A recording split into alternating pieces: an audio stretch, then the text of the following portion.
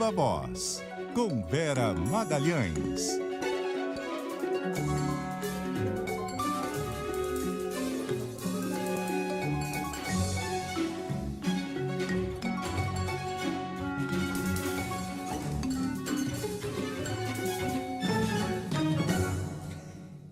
Vera Magalhães, tudo bem? Boa tarde, Sardenberg, Cássia, todo mundo que nos ouve e nos assiste. Boa tarde, Vera. Bom, claro que vamos falar do debate, mas já tratamos disso aqui ao longo do programa do CBN Brasil, mas você nos apontou aqui alguns pontos interessantes, novos, e você disse, por exemplo, que Lula estendeu pontes para Ciro e Simone Tebet. Como é que você viu isso? Eu vi em vários momentos o Lula vislumbrando a possibilidade de ter de disputar um segundo turno, Sardenberg. Toda a aposta do PT foi em resolver a fatura no primeiro turno. Principalmente nessas últimas semanas houve um sprint na tentativa de levá-lo à vitória no primeiro turno. Mas acho que o Datafolha, logo antes da realização do debate, deixando as coisas ainda muito no limite da realização de um segundo turno ou não, fez com que o Lula, depois de um momento ali de bastante nervosismo nos embates com o Bolsonaro e com o padre Kelman, tivesse ali atenção, e isso foi discutido pela coordenação da campanha, para deixar algumas portas abertas, tanto com a Simone Tebet quanto com o Ciro. Isso tem uma dupla utilidade. Pode servir para que os eleitores de ambos entendam que ali existe um campo de negociação e façam um voto útil ainda no domingo, e pode servir para uma negociação de segundo turno. Com o Ciro, logo na primeira pergunta que o Ciro fez ao Lula, que ele tentou transpor para o debate algo que ele vem fazendo desde o início da campanha, que é criticar o ex-presidente, o Lula deu uma resposta um pouco dura, porém abraçando de alguma maneira o Ciro. Olha, você esteve no governo, nos melhores momentos do meu governo, você ajudou a que fosse um bom governo, eu gostaria que você tivesse ficado. Essas frases foram todas pensadas antes para dar... Quando o Ciro falou que saiu do governo por discordar, né? E o Lula falou até educadamente e tal, falou, não, você saiu para ser candidato a deputado federal e eu queria nomeá-lo para o BNDES. O que é verdade. O que é verdade. O rompimento do Ciro com o PT, com o governo do PT, foi se dar anos depois.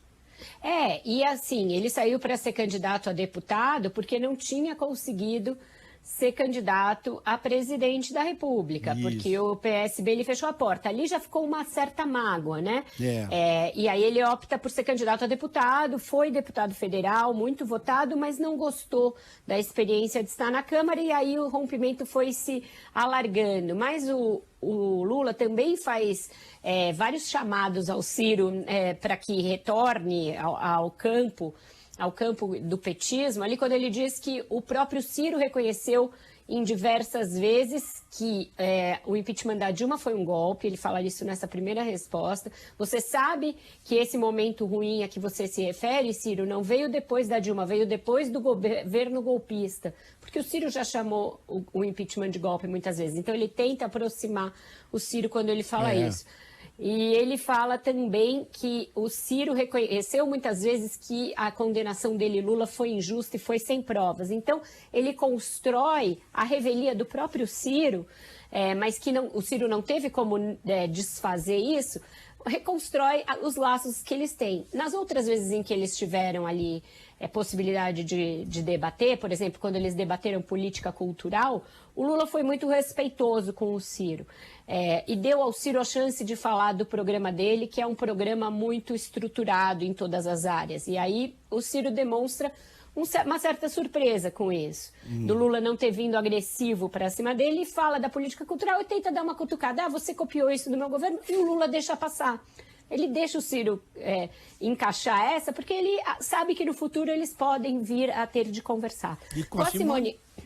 Com a Simone Tebet foi até em via trocada. Ela estendeu a primeira ponte ao Lula quando ela, de uma maneira muito altiva, em que ela teve muita presença de espírito, porque ela teve de decidir aquilo ali na hora, ela brecou uma tentativa do Bolsonaro de usá-la de escada para atingir o ex-presidente Lula.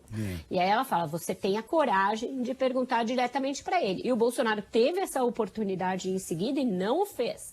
Terceirizou para o padre Kelmo. Não encontrou numa mulher a boca de aluguel que ele queria e foi encontrar num homem com o qual ele até trocou papéis. A Andréa Sadi publicou no Twitter vários vídeos mostrando que a dobradinha não foi só uma coisa, somos do mesmo campo ideológico, foi algo combinado ali, inclusive com um passando papel para o outro nos bastidores do debate. E a Simone não aceitou fazer esse papel. E o que tem aí de interessante, né? O MDB hoje já está majoritariamente com o Lula. Deverá estar mais ainda caso haja um segundo turno. E aí tudo isso eu falo sobre a possibilidade de haver um segundo turno. Qual será o papel da Simone num eventual segundo turno? Diferentemente do Ciro, que poderá ter uma votação agora menor do que ele teve em 18, ela não tinha nada, nunca foi candidata a presidente e se tornou conhecida do Brasil. Para que ela possa usar esse espólio que ela vai adquirir, ela precisa ter um peso na disputa. Se a coisa se resolve agora no primeiro turno, dificilmente ela vai ter algum peso. Se ocorrer um segundo turno, ela passa a ser um ator relevante. E aí, o apoio dela, caso se reverta numa participação dela num eventual governo do Lula, o que não é descartado e o que aliados dela cogitam seriamente, a torna um personagem para 2026. Porque muita gente fala o seguinte, Sardenberg, a Simone sai forte agora para 2026, mas isso é quem não conhece política. 4 anos em política são muito tempo e ela não tem mandato. Se ela ficar ao relento e sem mandato e sem cargo por 4 anos, ela vai desaparecer, ela vai ter de disputar uma prefeitura. Ou seja, você está levantando a hipótese da Simone ser ministra do Lula. E é uma hipótese que aliados dela não descartam. Uma ministra da Justiça, por exemplo. É que tem muita gente já candidata a essa vaga. Gente do PT, gente muito mais bem posta. Vários candidatos a todas as vagas. Exato. Certo, mas se a Simone sair da eleição com uma votação boa e para segundo turno, ela tem cacife, né? Tem cacife. O Ministério da Mulher, por exemplo, uma Secretaria da Mulher, tem possibilidades de encaixar, mesmo porque o Lula vai precisar trazer o MDB, ele não quer conversar com o Temer, ainda ontem ele chamou o Temer de golpista, faz sentido ele abrir espaço com outras alas do PMDB mais novas e com isso aproximar um partido que é grande e vai continuar grande do seu eventual governo.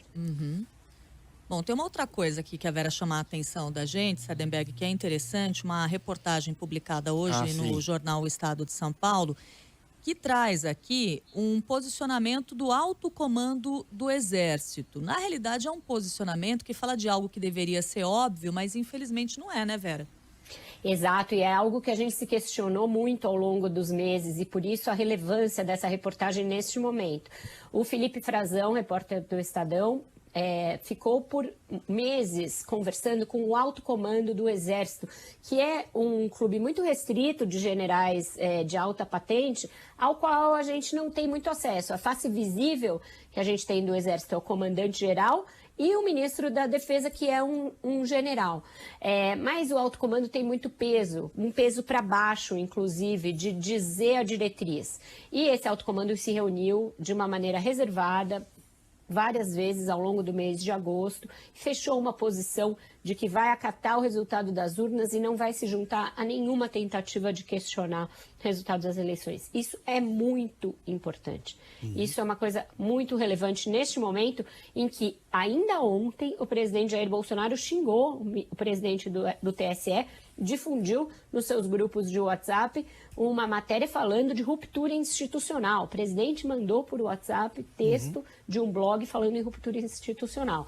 E no momento em que as Forças Armadas, por meio do ministro da Defesa, general Paulo Sérgio Nogueira, estão, de alguma maneira, flertando com esse questionamento das urnas ao insistir em fazer uma espécie de auditoria paralela das eleições. Então, o alto comando se afastando dessa cena, ele diminui em muito a possibilidade da gente ver as Forças Armadas embarcadas em qualquer aventura de questionamento do resultado das eleições. E isso é muito importante, assim como é muito importante uma decisão tomada também, mais ou menos nos bastidores, de que os presidentes dos poderes Todos os ministros do TSE e o presidente do Tribunal de Contas vão assistir juntos à totalização dos votos dentro do TSE. Então estarão lá a ministra Alexandre de Moraes, ministra Rosa Weber, o senador Rodrigo Pacheco, presidente do TCU, Bruno Dantas. Então, todos estarão juntos no mesmo local físico no domingo. Isso é uma coisa muito importante